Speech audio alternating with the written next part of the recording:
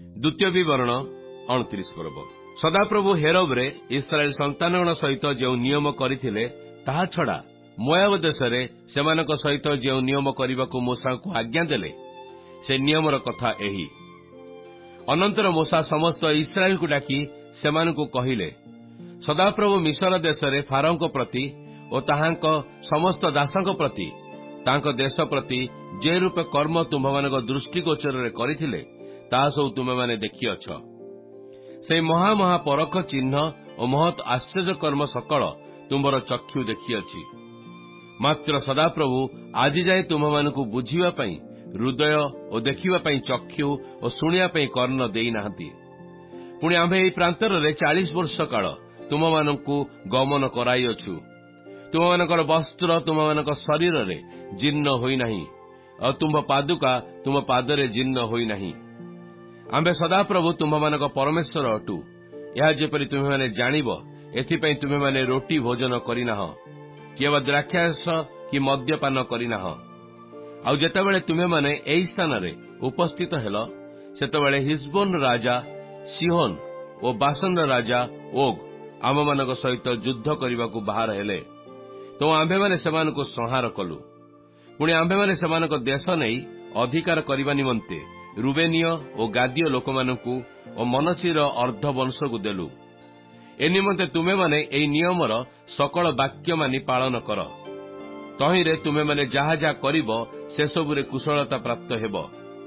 सदाप्रभु तुमको जेपरि कहि अछंती और तुम पूर्वपुरुष अब्राहम और इसहाक और जाकुबଙ୍କ प्रति जे रूपे शपथ करि अछंती तदनुसारे से सेपरि तुमको आजी अपना लोक रूपे स्थापन करंती और तुम्हारा परमेश्वर हुंती।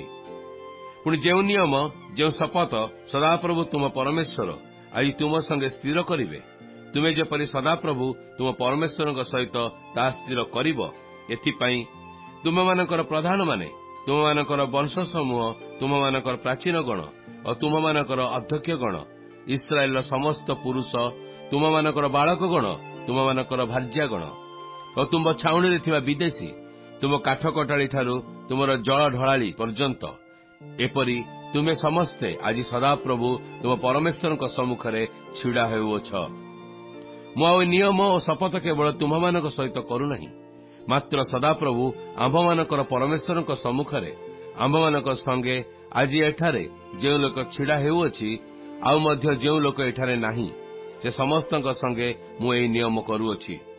कारण आम्भे माने मिस्र देशरे जेपरि बास कलु आ तुमे माने जो देशीय लोक मानकू पार होई आसीअछ सेमानक मध्य देई आम्भे माने जेपरि आसिलु ता तुमे माने जान आ तुमे माने सेमानक मध्य रे थिबा गुणायोग्य वस्तु और सेमानक काठ और पत्थर रूपा और सुनार प्रतिमा मन देखिअछ। ए निमंते सावधान से विदेशीय लोकमानक देवतागणर पश्चातगामी होई सेवा करिबा निमंते आज सदाप्रभु आपण मानकर परमेश्वर ठारू जार हृदय विमुख हुए एपरी कौनसी पुरुष कि स्त्री कि परिवार कि वंश जेपरी तुम्हामानक मध्यरे न रहे जेपरी विष और नागदणार मूल तुम्हामानक मध्यरे न रहे आउ केही जेपरी एई सापर कथा सुनी मने मने आपणा धन्यवाद करी न कहे जे आम्भे सुखिला संगे ओदा को ध्वंस करिया पई आपणा हृदय काठिन्य अनुसारे चलिले हे आमर मंगल हेब। सदाप्रभु ताहाकू क्षमा करियाकू सम्मत हेबे नाही मात्र तत्क्षणात से लोक प्रति सदाप्रभुଙ୍କ क्रोध अंतजला सधुम होई उठिबो। पुणी एई पुस्तकरे लिखित समस्त साप ताहा पई छकी रहिबो आ सदाप्रभु आकाशमंडल तळु ताहार नाम लोप करिवे। पुणी ए व्यवस्था पुस्तक लिखित नियमर समस्त साप अनुसारे सदाप्रभु ताहाकू इस्राएल समस्त वंश मध्यरु अमंगल निमंते पृथक करिवे।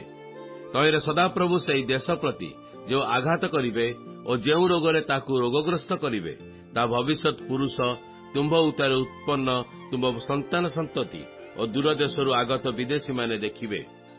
अर्थात सदाप्रभु अपना क्रोध और कोपरे जो सदम हमरा और अदमा और सबियम नगर मान उत्पाटन करथिले ताहा एई परि देशरे समस्त भूमि गंधक और लवण और दहन रे परिपूर्ण होई अछि। तहिरे किछि बुणा जाए नहीं कि फल उत्पन्न हुए नहीं कि तहिरे कौनसी तृण बढ़े नहीं। एसबू जेतेबेले देखिबे सेतेबेले सबु गोष्ठी लोक माने कहिबे सदाप्रभु ए देश प्रति काहेकि एपरि कले ଏ ରୂପେ ମହାକ୍ରୋଧ ପ୍ରଜ୍ୱଳିତ ହେବାର କାରଣ କଣ? ତହିଁରେ ଲୋକମାନେ କହିବେ, ସଦାପ୍ରଭୁ ସେମାନଙ୍କ ପରମେଶ୍ୱର ମିଶର ଦେଶରୁ ସେମାନଙ୍କ ପୂର୍ବପୁରୁଷମାନଙ୍କୁ ବାହାର କରି ଆଣିବା ସମୟରେ ସେମାନଙ୍କ ସହିତ ଯେଉଁ ନିୟମ କରିଥିଲେ ତାହା ସେମାନେ ତ୍ୟାଗ କରିଅଛନ୍ତି। ପୁଣି ଯେଉଁ ଦେବତାମାନଙ୍କୁ ସେମାନେ ଜାଣିନଥିଲେ ଓ ସେ ସେମାନଙ୍କୁ ଦେଇନଥିଲେ, ସେମାନେ ଯାଇ ସେହି ଅନ୍ୟ ଦେବତାଗଣର ସେବା କଲେ ଓ ସେମାନଙ୍କୁ ପ୍ରଣାମ କଲେ। ଏହେତୁ ଏହି ପୁସ୍ତକରେ ଲିଖିତ ସମସ୍ତ ଶାପ ସେହି ଦେଶ ଉପରେ ବର୍ତ୍ତାଇବାକୁ ତହିଁ ପ୍ରତି ସଦାପ୍ରଭୁଙ୍କ କ୍ରୋଧ ପ୍ରଜ୍ୱଳିତ ହେଲା। ପୁଣି ସଦାପ୍ରଭୁ କ୍ରୋଧରେ ଓ ପ୍ରଚଣ୍ଡତାରେ ଓ ମହାକୋପରେ ସେମାନଙ୍କ ଦେଶରୁ ସେମାନଙ୍କୁ ଉତ୍ପାଟନ କଲେ ଓ ଆଜି ପରି ଅନ୍ୟ ଦେଶରେ ସେମାନଙ୍କୁ ନିକ୍ଷେପ କଲେ। ଗୁପ୍ତ ବିଷୟ ସବୁ ସଦାପ୍ରଭୁ ଆମ୍ଭମାନଙ୍କ ପରମେଶ୍ୱରଙ୍କ ଅଧିକାର। ମାତ୍ର ଆମ୍ଭେମାନେ ଯେପରି ଏ ବ୍ୟବସ୍ଥାର ସବୁ ବଚନ ପାଳନ କରିବା, ଏଥିପାଇଁ ପ୍ରକାଶିତ ବିଷୟ ସବୁ ଯୁଗାନୁକ୍ରମେ ଆମ୍ଭମାନଙ୍କର ଓ ଆମ୍ଭମାନଙ୍କ ସନ୍ତାନଗଣର ଅଧିକାର।